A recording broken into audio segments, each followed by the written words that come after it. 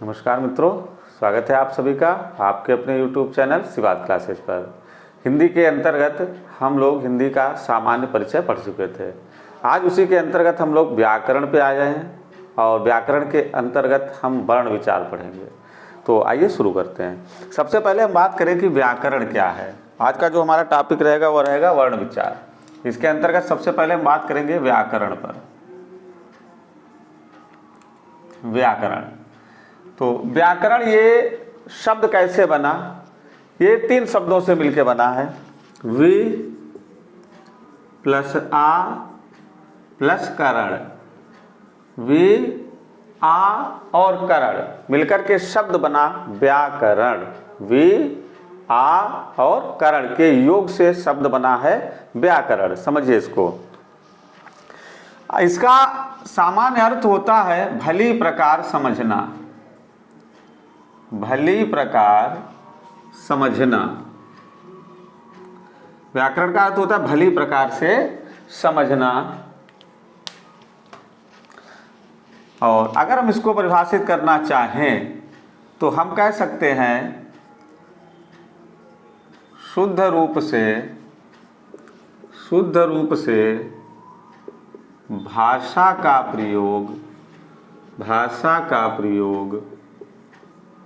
शुद्ध रूप से भाषा का प्रयोग करना व्याकरण कहलाता है। शुद्ध रूप से भाषा का प्रयोग करना व्याकरण कहलाता है।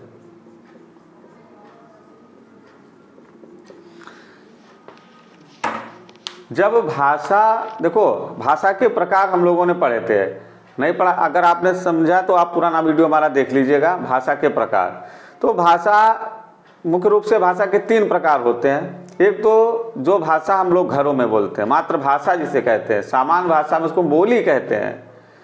और वही बोली जब व्याकरणिक दृष्टि से शुद्ध हो जाए, यानी उसमें व्याकरण के नियम सिद्धांतों का प्रयोग हो जाए, तो वह भाषा जो है कैसी भाषा हो जाती है? परिनिष्ठित भाषा हो जाती है। तो व्याकरण एक ऐसा शास्त्र है, व्याकरण क्या है? पद शास्त्र है या शब्द शास्त्र है। ऐसा शास्त्र है जिसके द्वारा हमारी भाषा में शुद्धता आ जाती है। हमारी भाषा में शुद्धता आ जाती है।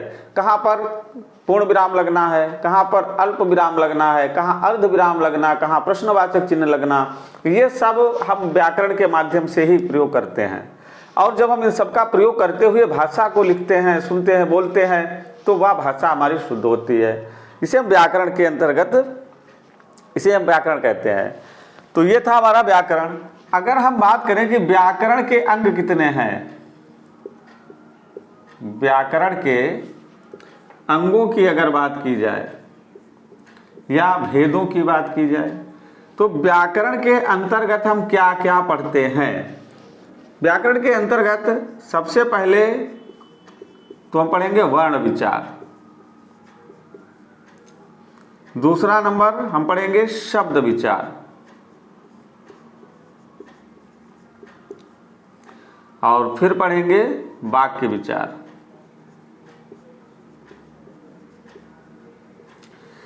व्याकरण में हम क्या पढ़ेंगे? हम सबसे पहले वर्ण पढ़ेंगे। वर्णों के बाद में देखिए, व्याकरण की जो सबसे छोटी इकाई भाषा की जो होती है वो वर्ण ही होती है। सबसे छोटी इकाई। वर्णों से मिलकर के शब्द बनते हैं और शब्दों से मिलकर के वाक्य बनते हैं। तो इसके अंतर्गत सबसे पहले हम वर्ण पढ़ेंगे, फिर शब्द पढ़ेंगे और उसके बाद वाक्य पढ़ेंगे। तो आज हम लोग जो हमारा टॉपिक है वह है वर्ण विचार। जैसे कि आपने थंबनेल में देख लिया होगा, लिखा हुआ है वर्ण विचार, और उसका आज हम पहला भाग पढ़ेंगे। तो सबसे पहले हमने बात की व्याकरण पे। वि आ और करण शब्द से मिलकर के बना है व्याकरण। अर्थ होता है भली प्रकार समझना। परिभाषित करना चाहें तो शुद्ध रूप से भाषा का प्रयोग करना व्याकरण कहलाता है। भाषा का प्रयोग करना क्या कहलाता है? व्याकरण कहलाता है। अगर हम व्याकरण के अंगों की बात करें तो ये 3 निकल के आएंगे: वर्ण विचार, शब्द विचार और वाक्य विचार। तो वर्ण, शब्द और वाक्य, इन सबको हम पढ़ेंगे व्याकरण के अंतर्गत।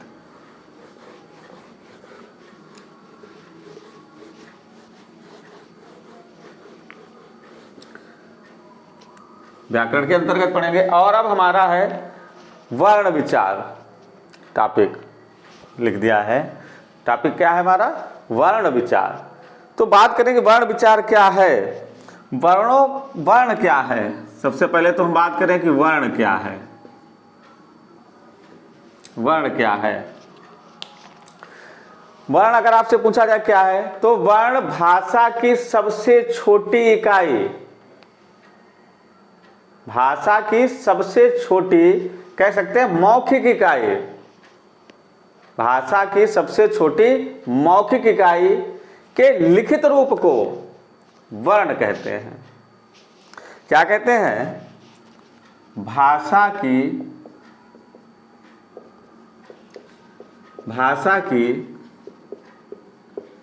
सबसे छोटी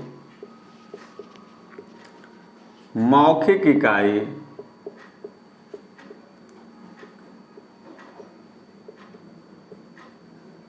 तो अगर पूछ दिया जाए भाषा की सबसे छोटी मौखिक इकाई होती क्या है, पूछा जाए आपसे, तो भाषा की सबसे छोटी मौखिक इकाई ध्वनि के लिखित रूप को वर्ण कहते हैं।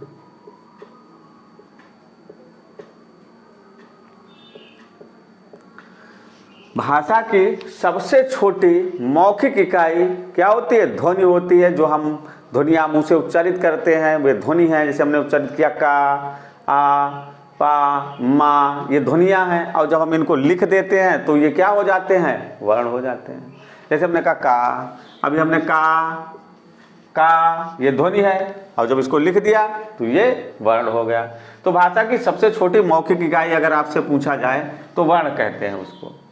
यहाँ पर ये बातें कुछ समझ लीजिए आप। जैसे भाषा की सबसे छोटी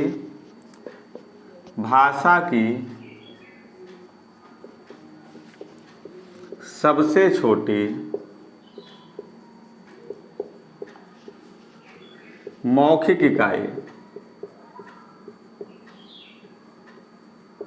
भाषा की सबसे छोटी मौखिक इकाई क्या होती है? तो ये प्रश्न आता है कि भाषा की सबसे छोटी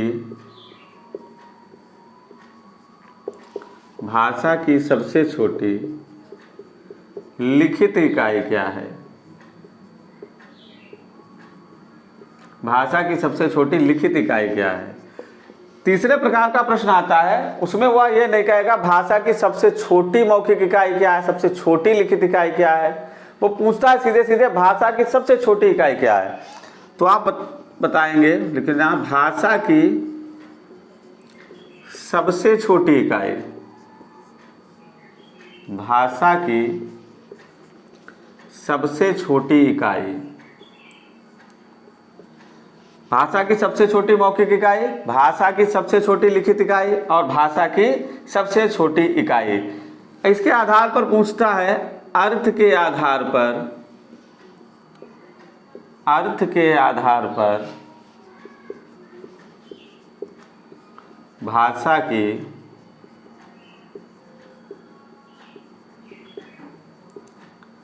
सबसे छोटी इकाई, अर्थ के आधार पर भाषा की सबसे छोटी इकाई पूछता है। एक और प्रश्न पूछता है, कहता है भाव या भावार्थ के आधार पर, भाव या भावार्थ के आधार पर भाषा की सबसे छोटी इकाई, भाव या भावार्थ के आधार पर भाषा की सबसे छोटी इकाई। तो ये 5 प्रकार के प्रश्न आपके सामने आ सकते हैं भाषा से संबंधित। तो भाषा की सबसे छोटी मौखिक इकाई अगर आपसे पूछा जाए तो आप क्या बताएंगे? जैसा कि हम लिख चुके हैं, सबसे भाषा की सबसे छोटी मौखिक इकाई ध्वनि के लिखित रूप को क्या कहते हैं? वर्ण कहते हैं। यहाँ से 2 प्रश्नों के उत्तर आपको मिल जाएंगे। भाषा की सबसे छोटी मौखिक इकाई, तब आप बताओगे ध्वनि। ध्वनि जो है वो भाषा की सबसे छोटी मौखिक इकाई होती है, ध्यान रखना। भाषा की सबसे छोटी मौखिक इकाई क्या होती है? ध्वनि होती है। लेकिन जब हम ध्वनि को लिख देते हैं तो भाषा की सबसे छोटी मौखिक इकाई ध्वनि के लिखित रूप को क्या कहते हैं? वर्ण कहते हैं। तो भाषा की सबसे छोटी लिखित इकाई क्या हो गई? वर्ण हो गई। अब मौखिक और लिखित शब्द ना कह करके वो कहे भाषा की सबसे छोटी इकाई, तो ध्यान रखिएगा ध्वनि नहीं होगा। भाषा की सबसे छोटी इकाई अगर पूछे, ना मौखिक कहे ना लिखित कहे, तो उत्तर आपका ध्वनि नहीं होगा, क्या होगा? वर्ण होगा। भाषा की सबसे छोटी मौखिक इकाई ध्वनि, भाषा की सबसे छोटी लिखित इकाई वर्ण, और भाषा की सबसे छोटी इकाई वो क्या होगी? तो वर्ण होगी, ना कि ध्वनि होगी। ध्यान रखिएगा, ध्वनि नहीं होगा, वर्ण होगा। भाषा की सबसे छोटी मौखिक इकाई ध्वनि के लिखित रूप को हम क्या कहते हैं? वर्ण कहते हैं। और भाषा की सबसे छोटी मौखिक इकाई क्या होती है? ध्वनि होती है। भाषा की सबसे छोटी लिखित इकाई क्या होती है? वर्ण होती है। और भाषा की सबसे छोटी इकाई क्या होती है? तो वह भी वर्ण होती है। अर्थ के आधार पर अगर हम बात करें, जिसका कुछ अर्थ निकले तो वह होता है शब्द। अर्थ के आधार पर भाषा की सबसे छोटी इकाई क्या होती है? तो आप बताना शब्द होती है। कोई शब्द जिसका अर्थ निकले, अर्थ दे वो, जिस शब्द का कोई अर्थ निकले तो ऐसी छोटी इकाई क्या कहलाएगी? शब्द कहलाएगी। और जिसका पूरा भाव निकले या भावार्थ हम कह सकते हैं, उसके आधार पर भाषा की सबसे छोटी इकाई, तो आपका उत्तर होगा वाक्य। वो क्या होती है? वो वाक्य होती है। कोई वाक्य लिखा हुआ है तो उसका पूरा भाव समझ में आ जाता है। कोई शब्द लिखा है तो वह अर्थ देता है। तो वाक्य भाव या भावार्थ के आधार पर भाषा की सबसे छोटी इकाई वाक्य है। अर्थ के आधार पर भाषा की सबसे छोटी इकाई शब्द होती है। भाषा की सबसे छोटी इकाई पूछा जाए तो वर्ण होती है। भाषा की सबसे छोटी लिखित इकाई वर्ण होती है। भाषा की सबसे छोटी मौखिक इकाई ध्वनि होती है। तो ये बात हमने पढ़ी वर्ण से संबंधित। और अब हम बात करेंगे वर्ण विचार पर।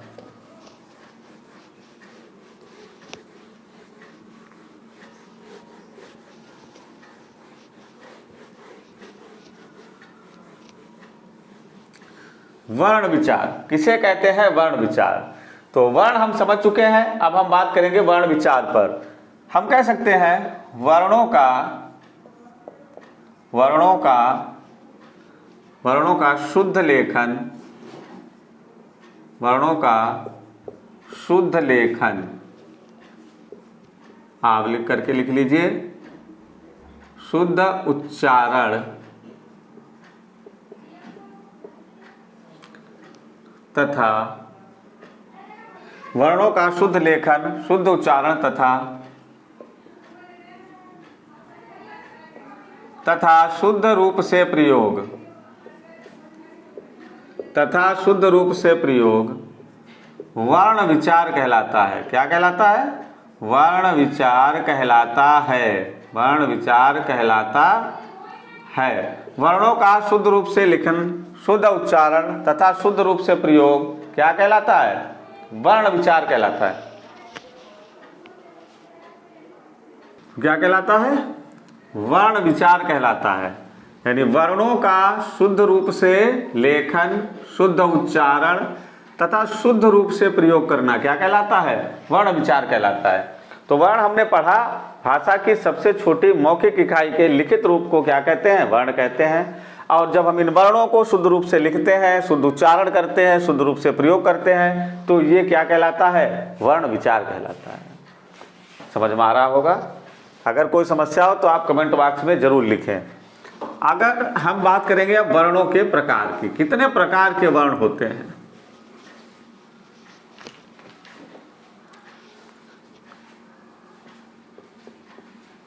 वर्णों के प्रकार मुख्य रूप से दो प्रकार के वर्ण होते हैं। कितने प्रकार के? दो प्रकार के। वर्णों को दो वर्गों में बांटा गया है। एक प्रकार का वर्ण कहलाते हैं हमारे स्वर, और दूसरे प्रकार के वर्णों को कहते हैं हम व्यंजन। व्यंजनों को हल भी कहा जाता है और स्वर को अच भी कहा जाता है। तो स्वर और व्यंजन मुख्य रूप से वर्णों में जो भी वर्ण है या तो कोई स्वर होगा या व्यंजन होगा, दो ही प्रकार से हम उनको बांटते हैं, स्वर और व्यंजन। तो अब हम इनके विषय में पढ़ेंगे, स्वर और व्यंजन। इनके संबंध में पहली बात तो ये, स्वर स्वतंत्र होते हैं, स्वर स्वतंत्र होते हैं, यानी वे वर्ण जिनको बोलने में किसी भी दूसरे वर्ण की आवश्यकता ना हो उन्हें हम क्या कहते हैं, स्वर कहते हैं। वे वर्ण जिन्हें बोलने में किसी दूसरे वर्ण की आवश्यकता ना हो उन्हें हम क्या कहते हैं, तो स्वर कहते हैं। स्वर स्वतंत्र होते हैं, व्यंजन स्वतंत्र नहीं होते हैं, व्यंजन स्वतंत्र नहीं होते हैं। स्वर कैसे होते हैं, स्वतंत्र होते हैं, लेकिन व्यंजन स्वतंत्र नहीं होते हैं। दूसरी बात हम कह सकते हैं, इनके उच्चारण में अन्य वर्ण की सहायता नहीं ली जाती, यानी स्वर स्वतंत्र होते हैं, इनको उच्चारण करने में किसी भी दूसरे वर्ण की आवश्यकता नहीं है, या हम कह सकते हैं अन्य वर्ण की सहायता नहीं ली जाती है। व्यंजनों में अन्य वर्ण की सहायता ली जाती है, अन्य वर्ण की सहायता, अन्य वर्ण की सहायता ली जाती है। व्यंजन बिना स्वरों के उच्चरित नहीं हो सकते। व्यंजन को हम लिख सकते हैं, जैसे हमने लिखा का और ये हलंत लगा दिया, इसका मतलब है ये आधा का है, इसकी आधी मात्रा है। व्यंजन की कितनी मात्रा, आधी मात्रा, लगा दिया हलंत, तो ये स्वर रहित हो गया। लेकिन अगर हम इसको ऐसे लिख दें, ये स्वर सहित है, लिख तो सकते हैं, लेकिन जब हम कहेंगे का तो क्या निकल रहा है, आ, यानी ये बिना स्वर वर्णों के उच्चारित नहीं होंगे, इनका हम उच्चारण नहीं कर पाएंगे। हम इनको लिख सकते हैं लेकिन बोल नहीं सकते। तो वे वर्ण जिनको उच्चारण करने में अन्य वर्ण की सहायता नहीं ली जाती वे क्या कहलाते हैं, स्वर कहलाते हैं। और वे वर्ण जो अन्य वर्णों की, यानी अन्य वर्ण की सहायता ली जाती है, मुख्य रूप से किसकी, स्वरों की सहायता, स्वरों की सहायता, तो ये स्वरों की सहायता से ही उच्चरित होते हैं। हम इनको लिख सकते हैं लेकिन किसी भी दशा में हम इन्हें बोल नहीं सकते। जैसे हम कहें माँ, आ निकल रहा, पा, आ निकल रहा, कोई वर्ण आप बोलोगे आ जरूर निकलेगा उसमें। तो स्वर स्वतंत्र होते हैं लेकिन व्यंजन स्वतंत्र नहीं होते हैं। अच्छा, तो ये हमने वर्णों की बात की। अब एक शब्द समझ लीजिए, अक्षर। प्रायः हम वर्ण और अक्षर को एक ही उसमें ले लेते हैं, लेकिन दोनों में अंतर होता है। अक्षर, अक्षर क्या होता है, न क्षरत इति अक्षरः, न क्षरत इति अक्षरः, जिसका क्षरण ना हो, जिसका नाश ना हो। अक्षर क्या होते हैं, अनाशवान होते हैं, जिनको तोड़ा नहीं जा सकता, जिनको तोड़ा नहीं जा सकता, वो सब क्या कहलाते हैं, वो सब अक्षर कहलाते हैं। अक्षर कैसा है, अनाशवान होता है।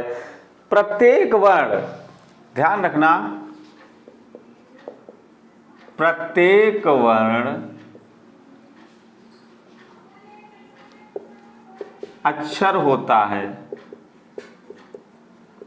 प्रत्येक वर्ण अक्षर होता है, परंतु सभी अक्षर जो हैं वह वर्ण नहीं होते, सभी अक्षर वर्ण नहीं होते। तो हालांकि कोई बहुत ज़्यादा अंतर नहीं है, थोड़ा सा आप याद रखिए, हम एक पर्यायवाची में ही वर्ण और अक्षर दोनों को ले लेते हैं, लेकिन प्रायः वर्ण और अक्षर एक जैसे होते नहीं है, दोनों अलग अलग होते हैं। तो अब हम एक एक को पढ़ेंगे। सबसे पहले हम बात करेंगे स्वर। तो स्वर क्या है? स्वर जो किसी अन्य वर्णों की सहायता के उच्चारित ना हो, माने जो स्वयं जिन्हें उच्चारित करने के लिए किसी अन्य वर्ण की आवश्यकता ना हो, उन्हें हम क्या कहते हैं? स्वर कहते हैं।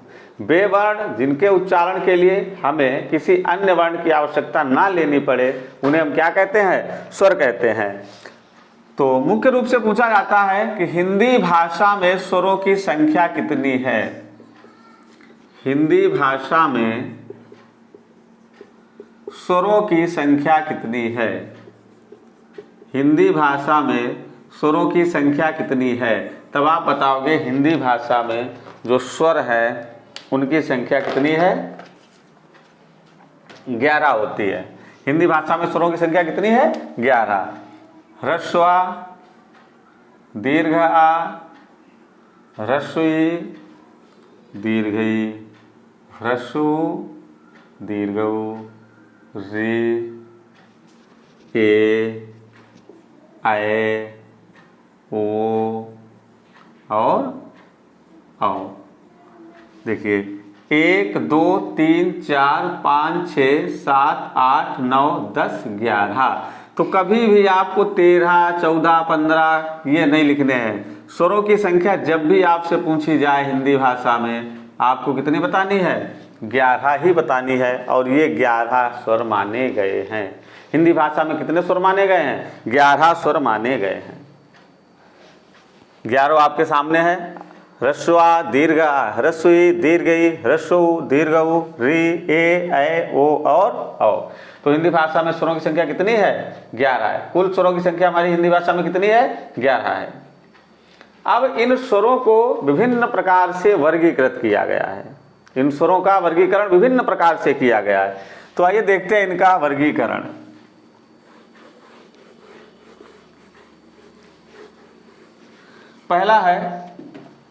पहला वर्गीकरण हम पढ़ेंगे मात्रा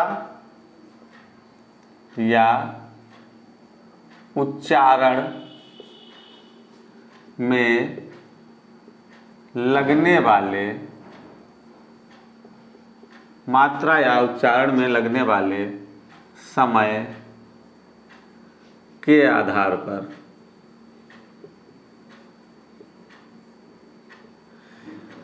मात्रा के आधार पर या उच्चारण में लगने वाले समय के आधार पर। ये 3 प्रकार के होते हैं। ह्रस्व स्वर, दीर्घ स्वर और प्लुत स्वर। कितने प्रकार के हैं? 3 प्रकार के। तो सबसे पहले हम बात करेंगे नंबर 1 ह्रस्व स्वर। क्योंकि मात्रा के आधार पर भी है, उच्चारण के आधार पर भी है, तो जो ह्रस्व स्वर हैं हमारे, उनको हम कहते हैं एकमात्रिक। एकमात्रिक कहते हैं।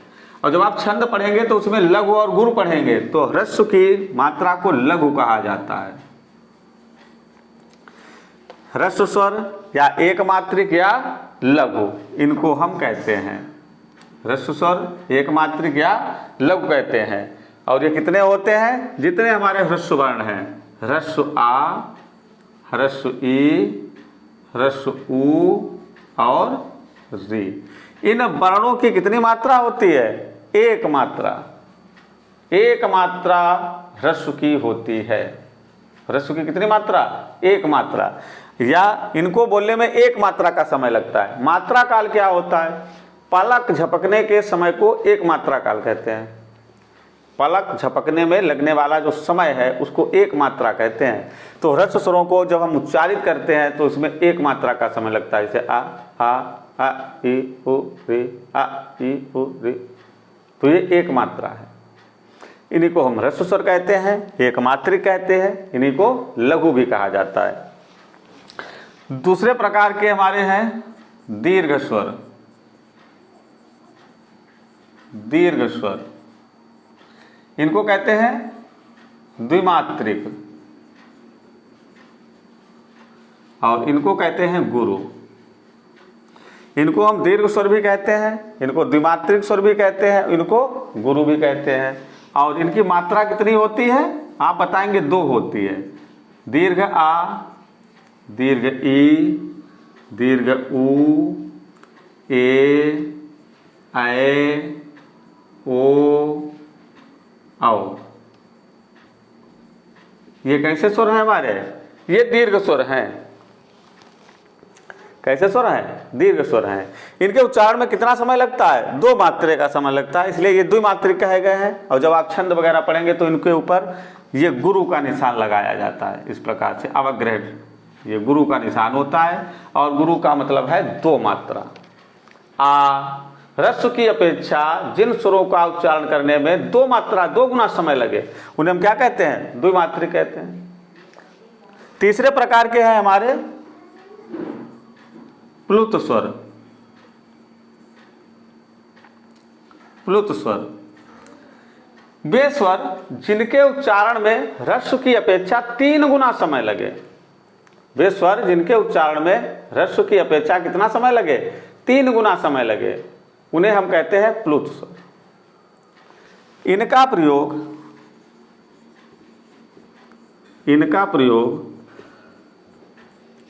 चिल्लाने, दूर से पुकारने,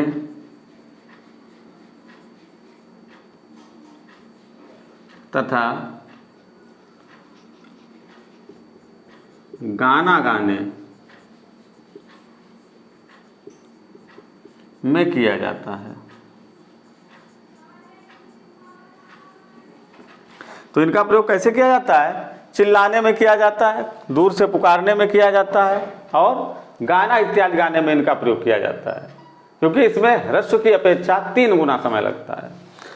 तो ह्रस्व स्वर कौन से होते हैं? ह्रस्व स्वरों को कहते हैं एक मात्रिक और इनको लघु के नाम से भी जानते हैं। 4 होते हैं मुख्य रूप से, आ, ई, उ और रे। इनके उच्चारण में 1 मात्रा का समय लगता है। दूसरे प्रकार के हैं हमारे दीर्घ स्वर, द्विमात्रिक स्वर, इनके गुरु कहते हैं और इनको उच्चारण करने में ह्रस्व की अपेक्षा कितना समय लगता है? तब आप बताएंगे ह्रस्व की अपेक्षा इन्हें उच्चारण करने में 2 गुना समय लगता है। और तीसरे प्रकार के हमारे प्लुत स्वर, इनका प्रयोग जब हम किसी को दूर से पुकारते हैं, ओ रमेश, ओ फलाने, तो इस प्रकार से जब पुकारते हैं तो पुकारने में किसका प्रयोग होता है? ह्रस्व स्वरों का प्रयोग होता है। ये ह्रस्व की अपेक्षा इसको उच्चारण करने में 3 गुना समय लगता है। तो ये पहला वर्गीकरण था हमारा मात्रा या उच्चारण में लगने वाले समय के आधार पर। तो अब वीडियो ज़्यादा बड़ा हो जाएगा, इसका आगे का जो पार्ट है वो हम अपने अगले भाग में लेके आएंगे। तब तक के लिए अगर आपको हमारा वीडियो अच्छा लगा तो इसे लाइक जरूर करें, शेयर करें, कमेंट करें। धन्यवाद।